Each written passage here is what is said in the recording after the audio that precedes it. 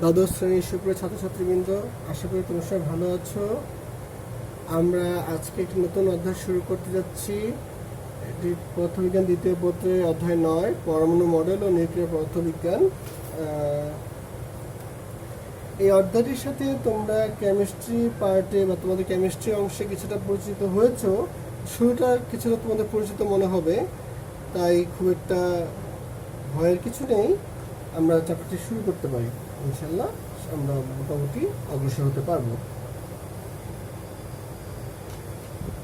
প্রথমে যে টপিকটি, সেই টপিকটির নাম হচ্ছে পরমাণু গঠনের ধারণা ক্রমবিকাশ।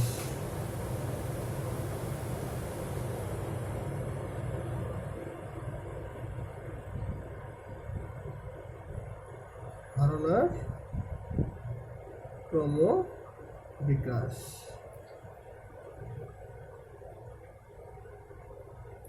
আচ্ছা, খ্রিস্টের জন্মে প্রায় 500 বছর পূর্বে গ্রিক দার্শনিক ডেমোক্রিটাস বলেন, প্রতিটি পদার্থ অসংখ্য ক্ষুদ্র ক্ষুদ্র অবিভাজ্য কণাদের সমন্বয়ে গঠিত। উনি এর নাম দেন অ্যাটম, যা বাংলা করলে দাঁড়ায় অবিভাজ্য। তিনি বলেন পরমাণু অবিভাজ্য। তার এই ধারণাটা কিছুটা ভুল প্রমাণিত করেন বিজ্ঞানী জন ডাল্টন। তিনি বলেন না, পরমাণু অবিভাজ্য নয়, সেটিকে ভাগ করা যায়। তো সেখান থেকে আসলে ক্রমবিকাশ সমানভাবে এক ধারাবাহিক ধারণা চলে আসছে। সেই ডাল্টনের ধারণা থেকে আসলে আস্তে আস্তে থমসনের পরমাণু মডেল আসে। তারপর হচ্ছে রাদারফোর্ডের আলফা কণা পরীক্ষা আসে। সে আলফা কণা পরীক্ষার সাহায্যে রাদারফোর্ড প্রমাণ করতে সক্ষম হন পরমাণু কেন্দ্রে একটি শক্তিশালী ধনাত্মক আধান বিশিষ্ট একটি অংশ আছে, যার নাম মনে না নিউক্লিয়াস। এইভাবে ক্রমবর্ধমানভাবে রাদারফোর্ডের পরমাণু মডেল আসে। তারপর আসে রাদারফোর্ডের পরমাণু মডেলের সীমাবদ্ধতা। এরপর আসে বোরের মডেল। আমরা আসলে বোরের মডেল থেকে শুরু করব, কারণ এর আগের অংশটুকু তোমরা আসলে কেমিস্ট্রি অংশে এতবার পড়েছো, যেখানে আমার বলার মতো আর কোনো কিছু নেই। তাই আমরা চলে আসব হচ্ছে বোরের মডেল থেকে। এখানে আসলে আমাদের মূল ম্যাথমেটিক্যাল বা বোঝার মতো অংশগুলো শুরু হবে। তাই আমরা শুরু করব বোরের পরমাণু মডেল। রাদারফোর্ডের পরমাণু মডেলে যখন কিছু সীমাবদ্ধতা পাওয়া গেল, তখন বিজ্ঞানী বোর 1913 সালে প্লাঙ্কের কোয়ান্টাম তত্ত্বর সাহায্যে এই সমস্যার সমাধান করেন। আচ্ছা, তো ওনার স্বীকার্য ছিল দুটি স্বীকার্য। প্রথম স্বীকার্য হচ্ছে কক্ষপথের স্বীকার্য, দ্বিতীয় স্বীকার্য হচ্ছে শক্তি বিকিরণ সংক্রান্ত স্বীকার্য। কক্ষপথের স্বীকার্য এক, কক্ষপথের স্বীকার্য, ইলেকট্রন যে কোনো কক্ষপথে আবর্তন করতে পারবে না, এমন কতগুলো নির্দিষ্ট কক্ষপথ আবর্তন করবে যেখানে কৌণিক ভরবেগ h/2π এর অখণ্ড গুণিতক হবে। অর্থাৎ তিনি বলেন এই ভরবেগ হচ্ছে h/2π এর অখণ্ড গুণিতক। তাই গুণিতক হচ্ছে n, যে কোনো অখণ্ড নাম্বার হতে পারে। তা n মানে 1 2 3 4, আর এগুলি হচ্ছে অনুমোদিত। এখান থেকে আমরা লিখতে পারি mvr ইকুয়াল টু হচ্ছে nh/2π। তাহলে বোঝা গেল আমি কি বলতে চাচ্ছি। এই সমীকরণগুলো হচ্ছে, এটা হচ্ছে প্রথম কক্ষপথের স্বীকার্য থেকে আসে। এবার হচ্ছে দ্বিতীয় স্বীকার্য, শক্তি বিকিরণের স্বীকার্য।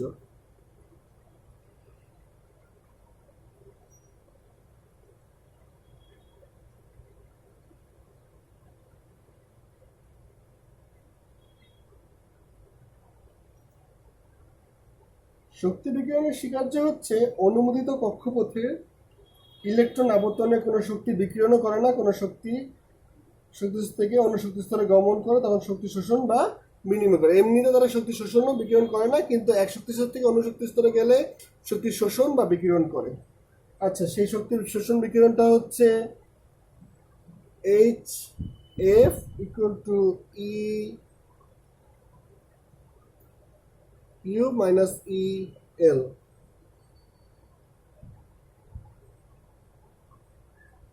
ওকে,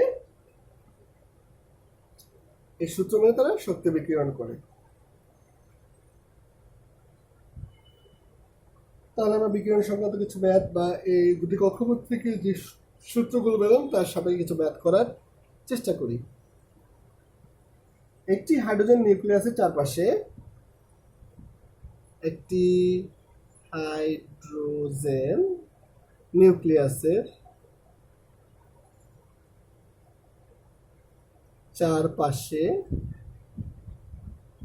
চারপাশে একটি ইলেকট্রন ঘূর্ণন গতিশক্তি একটি ইলেকট্রনের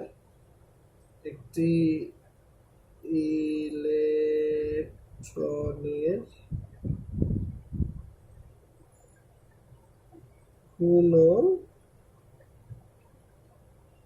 গতিশক্তি 2.44 × 10⁻38 জুল। ইলেকট্রনটি কততম কক্ষপথে ঘূর্ণায়মান?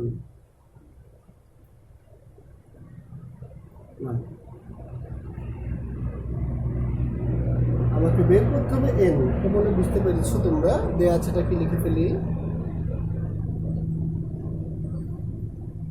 দেয়া আছে ঘূর্ণন শক্তি বা গতিশক্তি ইকুয়াল টু 2.24 × 10⁻38 জুল। আর ইলেকট্রনের ভর এম ইজ ইকুয়াল টু দেওয়া আছে 9। দেওয়া নেই, এটা আমরা জানি। দেওয়া থাকলেও যা, না থাকলেও তাই। আমরা জানি ই ইজ ইকুয়াল টু L²/2m। সেখান থেকে আসে L ইকুয়াল টু, আবার L ইকুয়াল টু, যেহেতু এটাই হচ্ছে L is equal two NH/2π।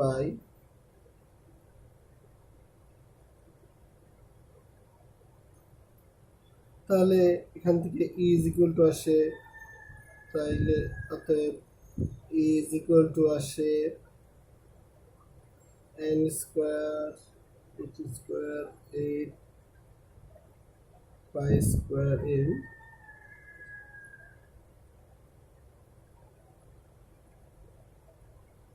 n is equal to √8π² m e/h²। h হচ্ছে প্লাঙ্কের ধ্রুবক, এর মানটা তোমরা সবাই জানো, 6.63 × 10⁻34। আচ্ছা, এখানে ক্যালকুলেশন করলে n এর মান আসে 2। তুমি ক্যালকুলেশনটি করে নেবে, ঠিক আছে? তাহলে উত্তর হচ্ছে দ্বিতীয় কক্ষপথে ঘূর্ণায়মান রয়েছে। আচ্ছা, আরেকটা ম্যাথ করি শক্তি স্তর সংক্রান্ত। একটি হাইড্রোজেন পরমাণু তৃতীয় কক্ষপথের শক্তি যথাক্রমে একটি হাইড্রোজেন পরমাণু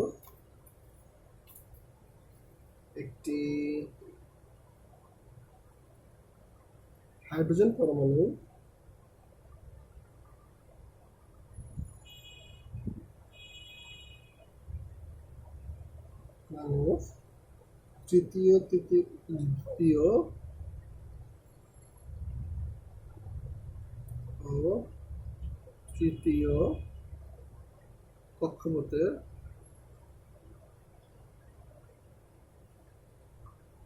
শক্তি যথাক্রমে 3.42 ভোল্ট ও -1.51 ইলেকট্রন ভোল্ট।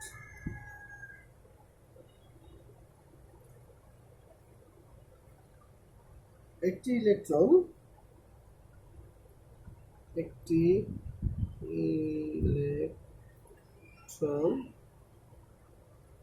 তৃতীয় কক্ষপথ থেকে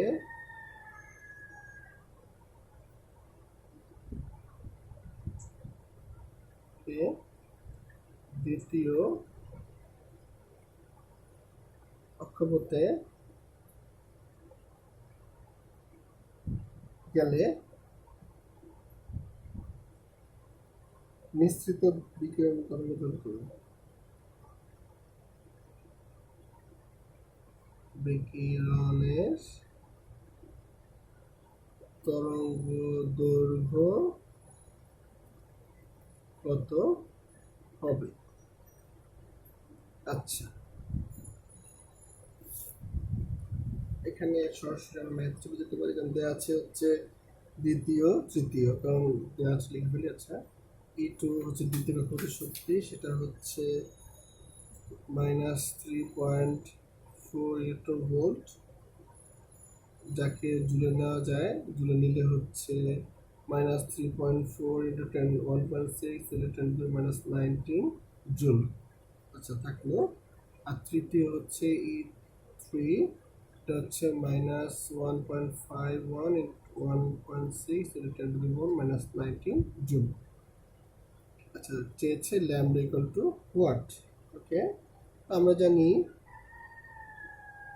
HF equal to E3 minus E2। So আমরা যদি এখান থেকে ল্যামডার মানাতে চাই, তাহলে হচ্ছে H, আমরা জানি C equal to C equal to F lambda. So C by lambda equal to E2 minus E1 E3 minus E2। তাহলে ল্যামডা ইজ ইকুয়াল টু আসে HC E3 মাইনাস E2।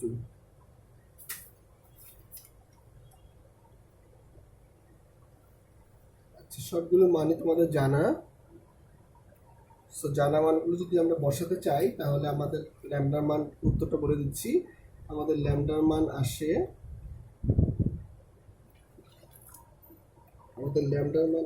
হচ্ছে 6.58 into 10 to the power -7 metre. তোমরা করে দেখবে এরকম মান আসে কিনা। তাহলে আমরা বুঝতে পারলাম শক্তি স্তর ও ভরবেগ সংক্রান্ত অঙ্কগুলো, ম্যাথমেটিক্সগুলো কীরকম ধরনের হতে পারে। আমরা চলে যাচ্ছি পরবর্তী টপিকে, যা খুবই গুরুত্বপূর্ণ টপিক।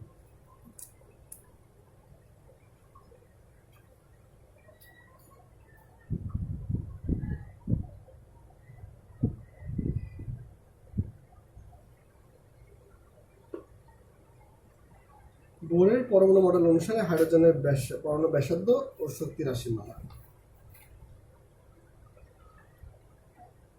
বোরের পরমাণু মডেল অনুসারে হাইড্রোজেন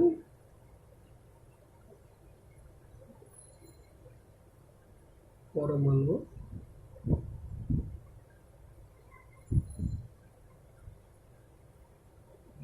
ও শক্তি রাশিমালা। আজকে আমরা ব্যাসার্ধটি করার চেষ্টা করব, তারপরে আমরা শক্তিটা চলে যাব। ব্যাসার্ধের রাশিমালা প্রথমে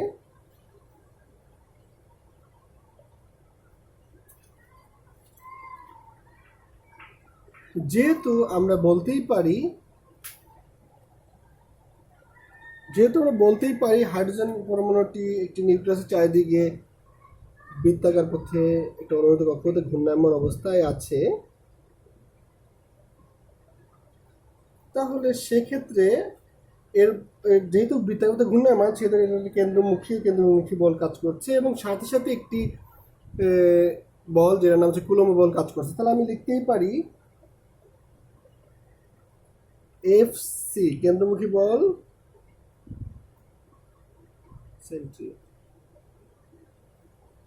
ইকুয়াল টু F কুলম্ব সমান হবে, কারণ কেন্দ্রমুখী বলটাই কুলম্ব বলের সাথে অ্যাডজাস্টেবল বা হয়ে যাচ্ছে। তাই আমি লিখতে পারি MVN স্কোয়ার বাই RN, সকল কক্ষপথের জন্য বলছি। তাহলে 1/4 পাই ইপসাইলন নট, দুইটাই 4 সমান, E square by R square. আর হচ্ছে তার ব্যাসার্ধ। তাহলে এখান থেকে আমরা পাই vn equal to e by root over 4 pi epsilon naught m R n।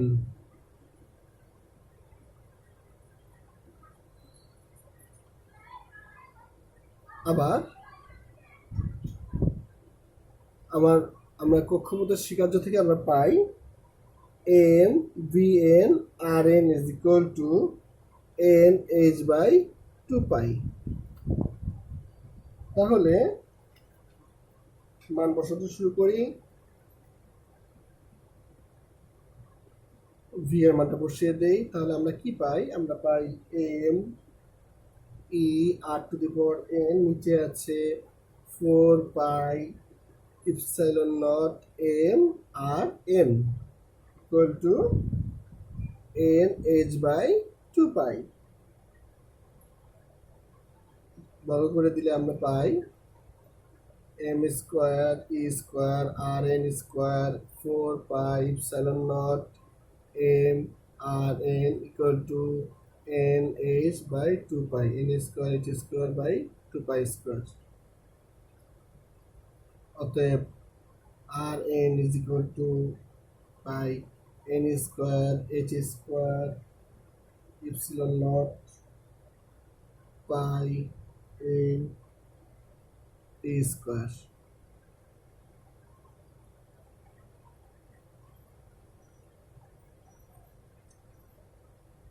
এটি হচ্ছে কক্ষপথের ব্যাসার্ধের রাশি মালা। এখন প্রথম কক্ষপথের জন্য n এর ইকুয়াল টু 1 হলে আমরা লিখতে পারি 1 equal to h square epsilon naught pi n e square.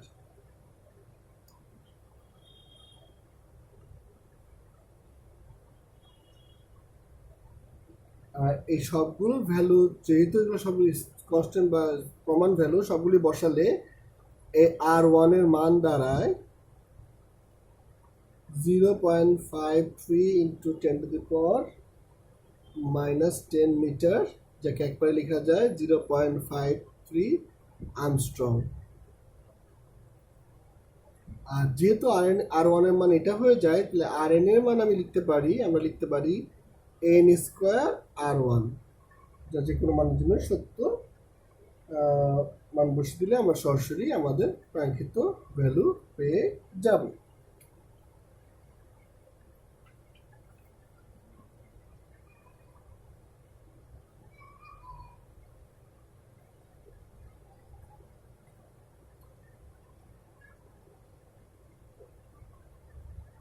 যেমন আমি এই r1টির মান বের করে তোমাদের দেখিয়ে দিচ্ছি। যেহেতু সমীকরণ হচ্ছে h স্কোয়ার ইপসিলন নট পাই m e স্কোয়ার, মান বসালে h এর মান আসে কত? h এর মান হচ্ছে, h এর মান আমরা জানি 6.63 into 10 to the power -34। Epsilon নটের মান সবাই আমরা জানি, ইপসিলন নটের মান হচ্ছে 8.85 into 10 to the power -12, 8.85 into 10 to the power -12।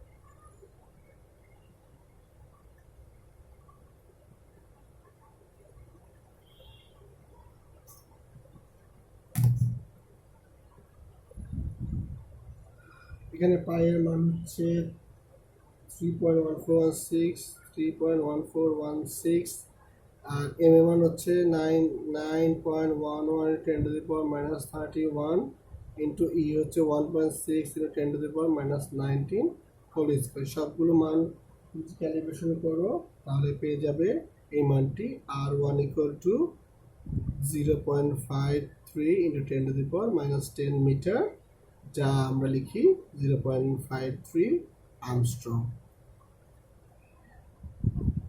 তাহলে আজকে এই পর্যন্তই রইল। আমরা নেক্সট ক্লাসে শক্তির রাশিমালা প্রতিপাদন করবো, এখন সেখান থেকে অগ্রসর হব। সবাইকে অসংখ্য ধন্যবাদ। আল্লাহ হাফিজ।